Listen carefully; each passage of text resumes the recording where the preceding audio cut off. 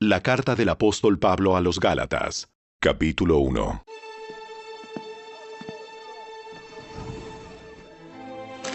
Les escribo, yo, el apóstol Pablo. No fui nombrado apóstol por ningún grupo de personas, ni por ninguna autoridad humana, sino por Jesucristo mismo y por Dios Padre, quien levantó a Jesús de los muertos. Todos los hermanos de este lugar se unen a mí para enviar esta carta que escribo a las iglesias de Galacia. Que Dios Padre y nuestro Señor Jesucristo les concedan gracia y paz.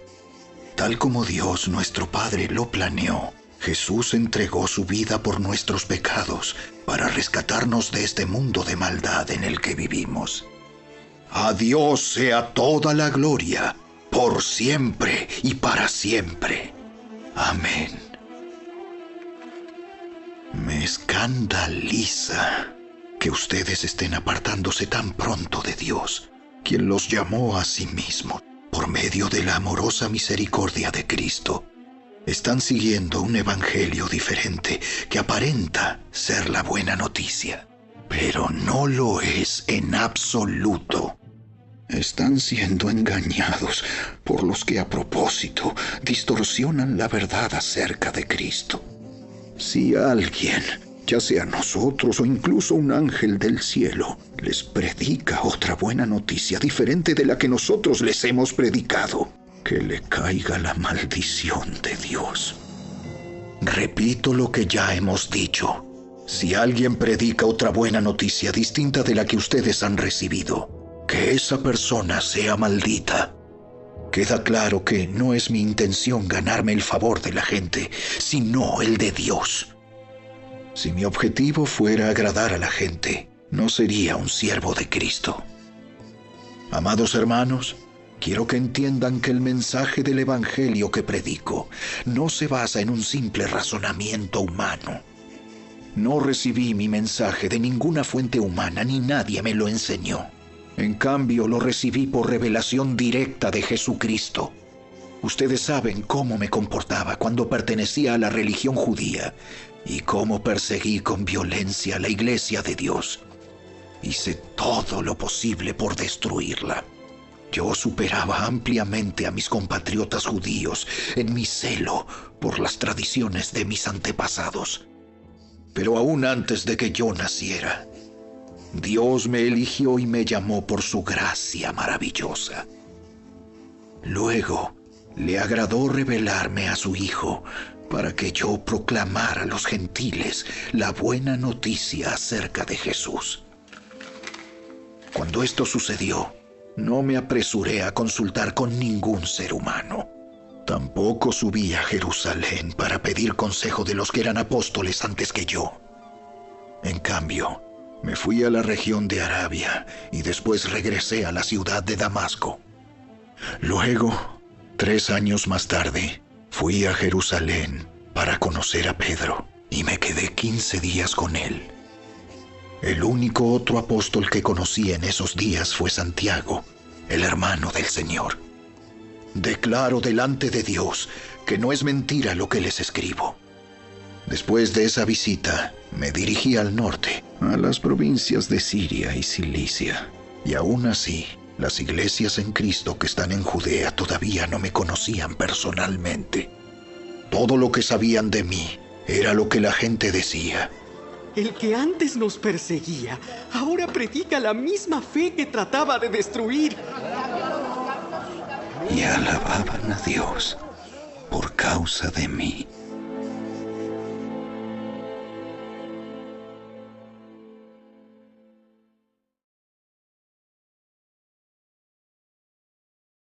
Capítulo 2. Luego, 14 años más tarde, regresé a Jerusalén, esta vez con Bernabé, y Tito también vino. Fui a Jerusalén porque Dios me reveló que debía hacerlo. Durante mi tiempo allí, me reuní en privado con los que eran reconocidos como los dirigentes de la iglesia y les presenté el mensaje que predico a los gentiles. Quería asegurarme de que estábamos de acuerdo, porque temía que todos mis esfuerzos hubieran sido inútiles y que estaba corriendo la carrera en vano. Sin embargo, ellos me respaldaron y ni siquiera exigieron que mi compañero Tito se circuncidara, a pesar de que era griego. Incluso esa cuestión surgió solo a causa de unos supuestos creyentes, en realidad falsos, que se habían infiltrado entre nosotros. Se metieron en secreto para espiarnos y privarnos de la libertad que tenemos en Cristo Jesús, pues querían esclavizarnos y obligarnos a seguir los reglamentos judíos. Pero no nos doblegamos ante ellos, ni por un solo instante. Queríamos preservar la verdad del mensaje del Evangelio para ustedes. Los líderes de la iglesia no tenían nada que agregar a lo que yo predicaba. Dicho sea de paso, su fama de grandes líderes a mí no me afectó para nada, porque Dios no tiene favoritos. Al contrario, ellos comprendieron que Dios me había dado la responsabilidad de predicar el Evangelio a los gentiles, tal como le había dado a Pedro la responsabilidad de predicar a los judíos. Pues el mismo Dios que actuaba por medio de Pedro, apóstol a los judíos, también actuaba por medio de mí, apóstol a los gentiles. De hecho, Santiago, Pedro y Juan, quienes eran considerados pilares de la iglesia, reconocieron el don que Dios me había dado y nos aceptaron a Bernabé y a mí como sus colegas. Nos animaron a seguir predicando a los gentiles mientras ellos continuaban su tarea con los judíos. La única sugerencia que hicieron fue que siguiéramos ayudando a los pobres, algo que yo siempre tengo deseos de hacer. Pero cuando Pedro llegó a Antioquía, tuve que enfrentarlo cara a cara, porque él estaba muy equivocado en lo que hacía. Cuando llegó por primera vez, Pedro comía con los creyentes gentiles, quienes no estaban circuncidados. Pero después, cuando llegaron algunos amigos de Santiago, Pedro no quiso comer más con esos gentiles. Tenía miedo a la crítica de los que insistían en la necesidad de la circuncisión. Como resultado, otros creyentes judíos imitaron la hipocresía de Pedro. E incluso Bernabé se dejó llevar por esa hipocresía. Cuando vi que ellos no seguían la verdad del mensaje del Evangelio, le dije a Pedro delante de todos los demás: si tú, que eres judío de nacimiento, dejaste a un lado las leyes judías y vives como un gentil, ¿por qué ahora tratas de obligar a estos gentiles a seguir las tradiciones judías? Tú y yo somos judíos de nacimiento. No somos pecadores, como los gentiles. Sin embargo, sabemos que una persona es declarada justa ante Dios por la fe en Jesucristo y no por la obediencia a la ley. Y nosotros hemos creído en Cristo Jesús para poder ser declarados justos ante Dios por causa de nuestra fe en Cristo y no porque hayamos obedecido la ley. Pues nadie jamás será declarado justo ante Dios mediante la obediencia a la ley. Pero supongamos que intentamos ser declarados justos ante Dios por medio de la fe en Cristo y luego se nos declara culpables por haber abandonado la ley. ¿Acaso esto quiere decir que Cristo nos ha llevado al pecado? Por supuesto que no. Más bien, soy un pecador si vuelvo a construir el viejo sistema de la ley que ya eché abajo. Pues cuando intenté obedecer la ley misma me condenó. Así que morí a la ley. Es decir, dejé de intentar cumplir todas sus exigencias a fin de vivir para Dios. Mi antiguo yo ha sido crucificado con Cristo. Ya no vivo yo, sino que Cristo vive en mí. Así que vivo en este cuerpo terrenal, confiando en el Hijo de Dios, quien me amó y se entregó a sí mismo por mí. Yo no tomo la gracia de Dios como algo sin sentido, pues si cumplir la ley pudiera hacernos justos ante Dios, entonces no habría sido necesario que Cristo muriera.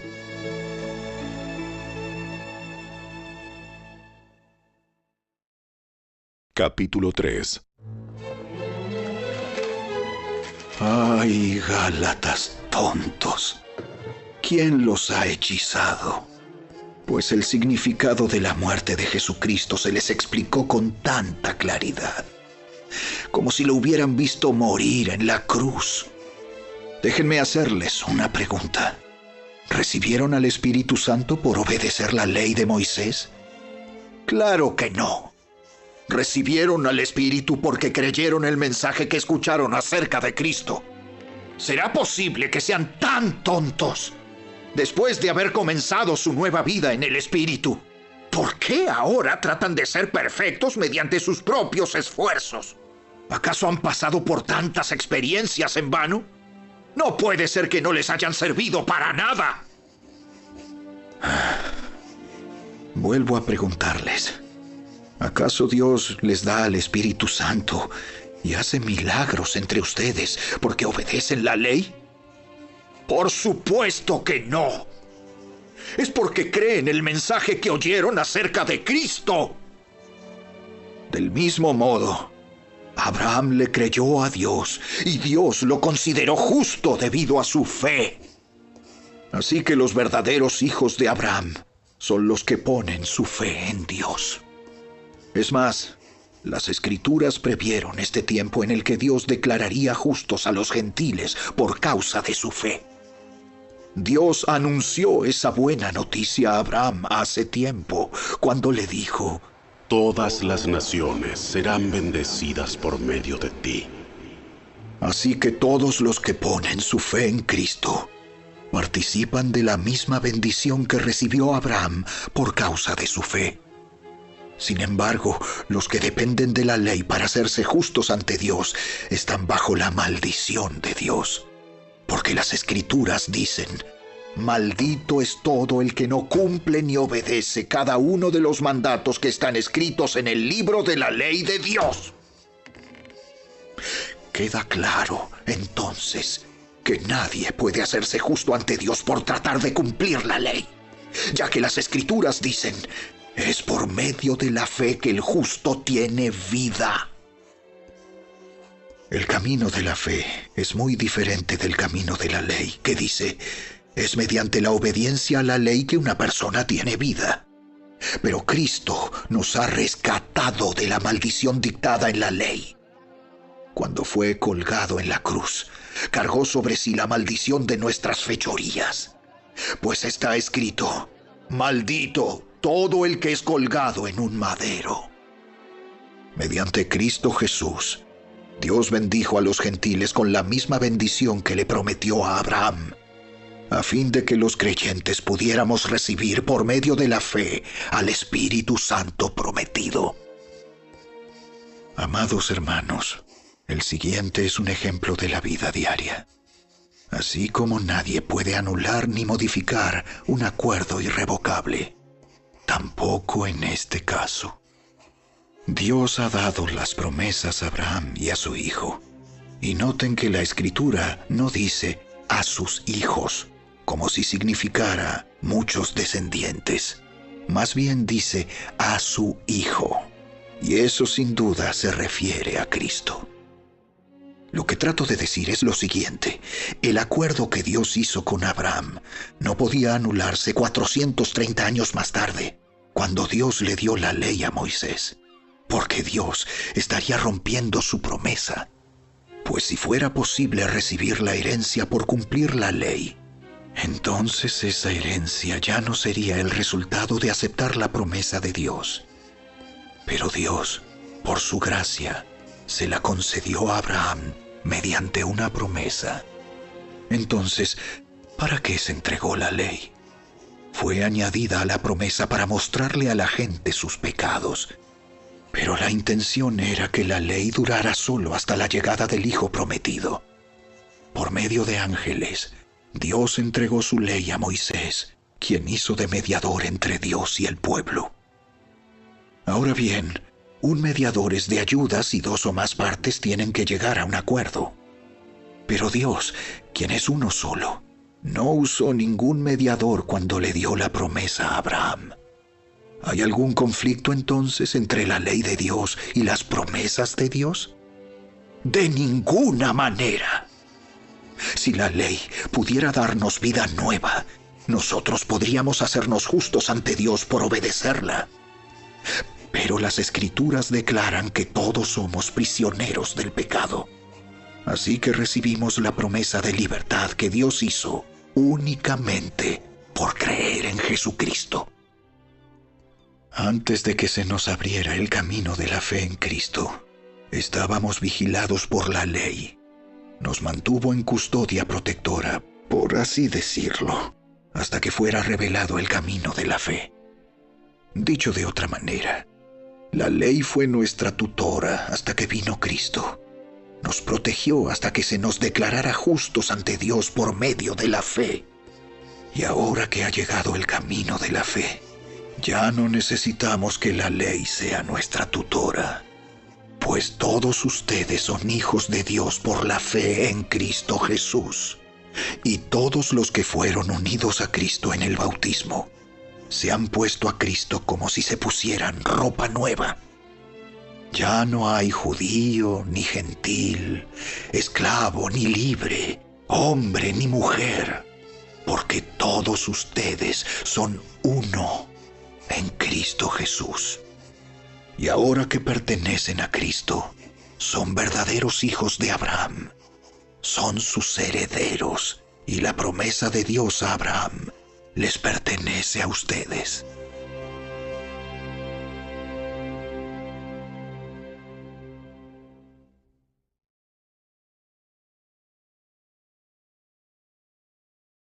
Capítulo 4. Piénsenlo de la siguiente manera. Si un padre muere y deja una herencia a sus hijos pequeños, esos niños no están en mejor situación que los esclavos hasta que se hagan mayores de edad, aunque son los verdaderos dueños de todas las posesiones de su padre. Tienen que obedecer a sus tutores hasta que cumplan la edad establecida por su padre. Eso mismo sucedía con nosotros antes de que viniera Cristo. Éramos como niños. Éramos esclavos de los principios espirituales básicos de este mundo. Sin embargo, cuando se cumplió el tiempo establecido, Dios envió a su Hijo, nacido de una mujer y sujeto a la ley. Dios lo envió para que comprara la libertad de los que éramos esclavos de la ley, a fin de poder adoptarnos como sus propios hijos. Y debido a que somos sus hijos, Dios envió al Espíritu de su Hijo a nuestro corazón, el cual nos impulsa a exclamar: ¡Abba, Padre! Ahora ya no eres un esclavo, sino un hijo de Dios. Y como eres su hijo, Dios te ha hecho su heredero. Antes de conocer a Dios, ustedes, los gentiles, eran esclavos de los llamados dioses, que ni siquiera existen. Así que ahora que conocen a Dios, o mejor dicho, ahora que Dios los conoce a ustedes, ¿por qué quieren retroceder y convertirse otra vez en esclavos de los débiles e inútiles principios espirituales de este mundo? Pretenden ganarse el favor de Dios al cumplir con ciertos días o meses, estaciones o años. Temo por ustedes. Quizá todo el arduo trabajo que hice entre ustedes fue en vano. Amados hermanos, les ruego que vivan como yo, libres de esas cosas. Pues yo llegué a ser como ustedes, los gentiles, libre de esas leyes. Ustedes no me trataron mal cuando les prediqué por primera vez. Sin duda, recordarán que yo estaba enfermo la primera vez que les llevé la buena noticia. Aunque mi condición los tentaba a no aceptarme, ustedes no me despreciaron ni me rechazaron. Todo lo contrario. Me recibieron y me cuidaron como si yo fuera un ángel de Dios o incluso el mismo Cristo Jesús. ¿Dónde ha ido a parar el espíritu de alegría y de gratitud que antes tenían? Estoy seguro de que ustedes se hubieran arrancado los propios ojos para dármelos de haber sido posible. ¿Acaso ahora me volví su enemigo porque les digo la verdad? Esos falsos maestros están muy ansiosos de ganarse el favor de ustedes, pero sus intenciones no son nada buenas. Lo que quieren es aislarlos de mí para que ustedes solo les presten atención a ellos. Si alguien quiere hacer cosas buenas por ustedes, no hay ningún problema, pero que lo haga en todo tiempo, no solo cuando estoy con ustedes. Oh, mis hijos queridos. Siento como si volviera a sufrir dolores de parto por ustedes. Y seguirán hasta que Cristo se forme por completo en sus vidas. Desearía estar con ustedes en este momento para poder hablarles en otro tono. Pero estando tan lejos, no sé qué más puedo hacer para ayudarlos. Díganme ustedes, los que quieren vivir bajo la ley, ¿saben lo que en realidad dice la ley? Las Escrituras dicen que Abraham tuvo 2 hijos, uno de la mujer esclava y el otro de su esposa, quien había nacido libre. El nacimiento del hijo de la esclava fue el resultado de un intento humano por lograr que se cumpliera la promesa de Dios. Pero el nacimiento del hijo de la libre fue la manera en que Dios cumplió su promesa. Esas 2 mujeres son una ilustración de los 2 pactos de Dios. La primera mujer, Agar, representa el monte Sinaí, donde el pueblo recibió la ley que los hizo esclavos.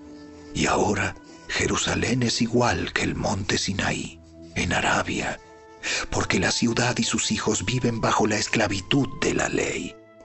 Pero la otra mujer, Sara, representa la Jerusalén celestial. Ella es la mujer libre y es nuestra madre. Como dijo Isaías: Alégrate, oh mujer sin hijos, tú que nunca diste a luz. Ponte a gritar de alegría, tú que nunca tuviste dolores de parto, pues la mujer desolada ahora tiene más hijos que la que vive con su esposo. Y ustedes, amados hermanos, son hijos de la promesa igual que Isaac, pero ahora son perseguidos por los que quieren que cumplan la ley, tal como Ismael, el hijo que nació del esfuerzo humano, persiguió a Isaac, el hijo que nació por el poder del Espíritu. ¿Pero qué dicen las Escrituras al respecto? Echa fuera a la esclava y a su hijo, porque el hijo de la mujer esclava no compartirá la herencia del hijo de la mujer libre. Así que, amados hermanos, no somos hijos de la mujer esclava, somos hijos de la mujer libre.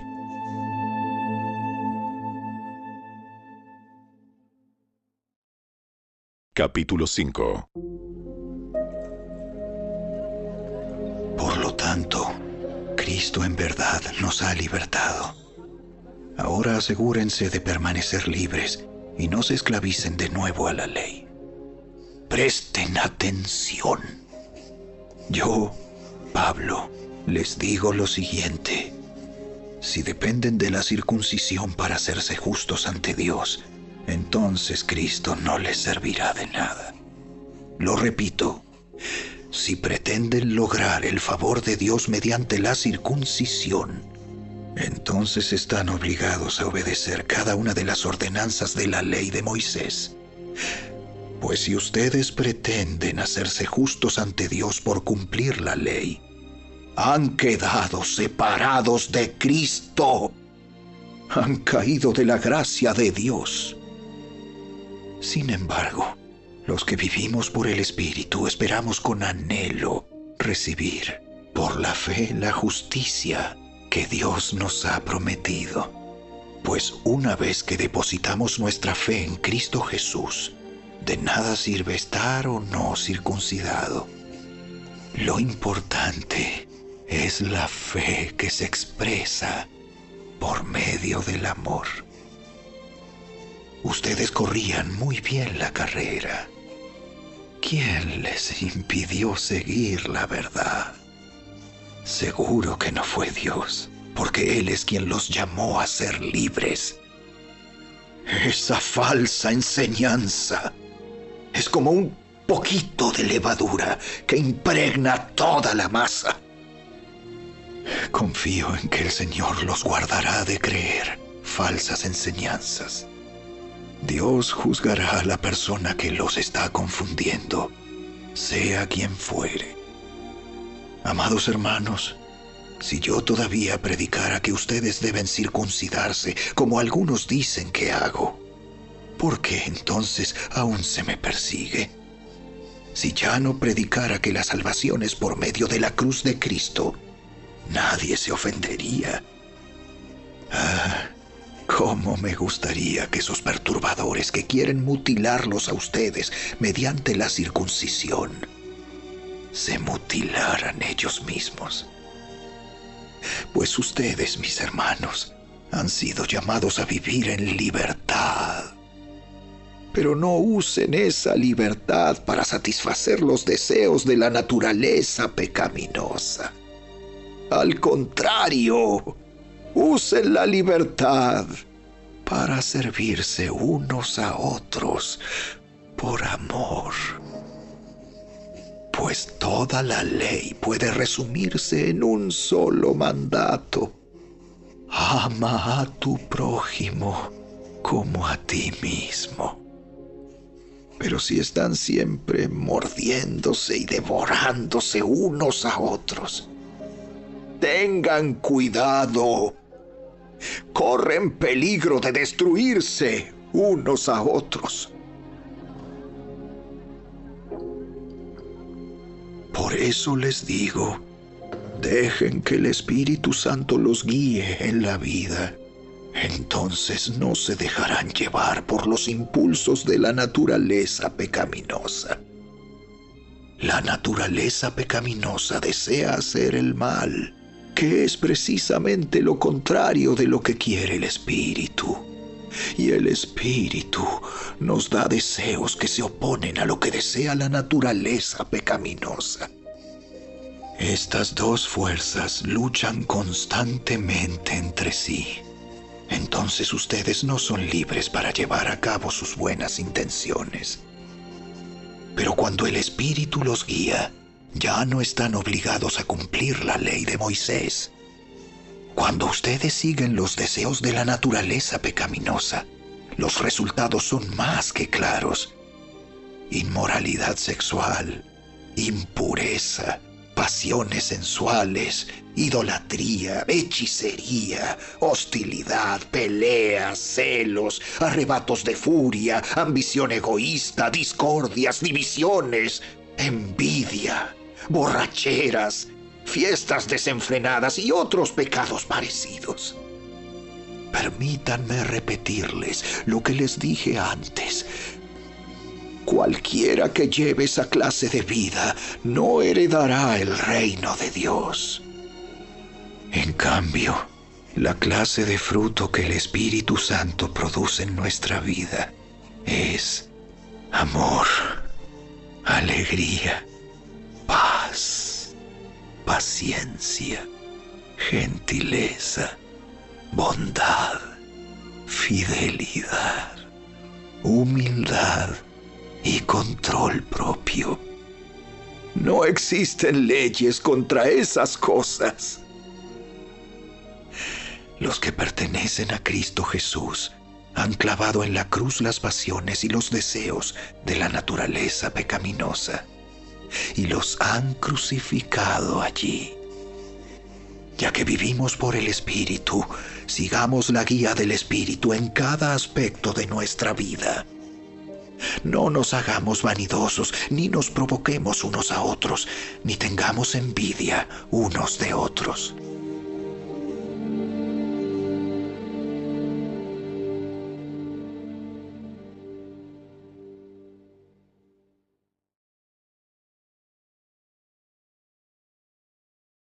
Capítulo 6.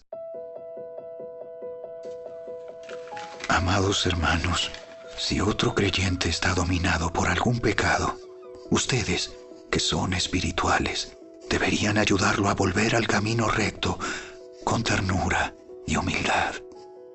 Y tengan mucho cuidado de no caer ustedes en la misma tentación. Ayúdense a llevar los unos las cargas de los otros y obedezcan de esa manera la ley de Cristo. Si te crees demasiado importante para ayudar a alguien, solo te engañas a ti mismo. No eres tan importante. Presta mucha atención a tu propio trabajo, porque entonces obtendrás la satisfacción de haber hecho bien tu labor y no tendrás que compararte con nadie. Pues cada uno es responsable de su propia conducta. Los que reciben enseñanza de la palabra de Dios deberían proveer a las necesidades de sus maestros, compartiendo todas las cosas buenas con ellos. No se dejen engañar. Nadie puede burlarse de la justicia de Dios. Siempre se cosecha lo que se siembra. Los que viven solo para satisfacer los deseos de su propia naturaleza pecaminosa cosecharán de esa naturaleza destrucción y muerte. Pero los que viven para agradar al Espíritu, del Espíritu, cosecharán vida eterna. Así que no nos cansemos de hacer el bien. A su debido tiempo cosecharemos numerosas bendiciones si no nos damos por vencidos. Por lo tanto, siempre que tengamos la oportunidad, hagamos el bien a todos, en especial a los de la familia de la fe. Fíjense que uso letras grandes para escribirles de mi propio puño y letra estas últimas palabras. Los que tratan de obligarlos a circuncidarse lo hacen para quedar bien con otros. No quieren ser perseguidos por enseñar que solo la cruz de Cristo salva. Ni siquiera los que luchan a favor de la circuncisión cumplen toda la ley. Solo quieren que ustedes se circunciden para poder jactarse de ello y decir a todos que ustedes son sus discípulos. En cuanto a mí, que nunca me jacte de otra cosa que no sea la cruz de nuestro Señor Jesucristo. Debido a esa cruz, mi interés por este mundo fue crucificado y el interés del mundo por mí también ha muerto. No importa si fuimos o no circuncidados. Lo importante es que hayamos sido transformados en una creación nueva. Que la paz y la misericordia de Dios sean con todos los que viven según ese principio. Ellos son el nuevo pueblo de Dios. De ahora en adelante, que nadie me cause problemas con esas cosas, pues yo llevo en mi cuerpo cicatrices que muestran que pertenezco a Jesús. Amados hermanos, que la gracia de nuestro Señor Jesucristo sea con el espíritu de cada uno de ustedes. Amén.